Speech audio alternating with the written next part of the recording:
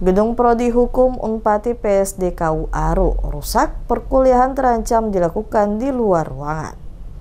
Hujan deras disertai angin kencang menyebabkan bagian depan gedung program studi hukum Universitas Patimura PSDKU Aru mengalami kerusakan berat pada Sabtu 18 Oktober sekitar pukul 2 siang waktu Indonesia Timur. Beruntung tidak ada rutinitas perkuliahan saat kejadian berlangsung sehingga tidak menimbulkan korban. Berdasarkan informasi yang dihimpun di lokasi, kerusakan parah tersebut dipicu oleh kondisi bangunan yang sudah berusia sekitar 18 tahun tanpa perawatan rutin. Gedung tersebut juga diketahui belum pernah mendapat perhatian dari pemerintah Kabupaten Kepulauan Aru sejak digunakan sebagai fasilitas kampus. Dosen Unpati PSDKU Aru, Rocky Mantai Borbir, menjelaskan bahwa kerusakan ini disebabkan karena tidak adanya perawatan terhadap gedung kampus. Ia menuturkan sebagian besar gedung yang digunakan saat ini merupakan bangunan lama yang sebelumnya tidak difungsikan secara optimal hingga akhirnya dijadikan lokasi perkuliahan.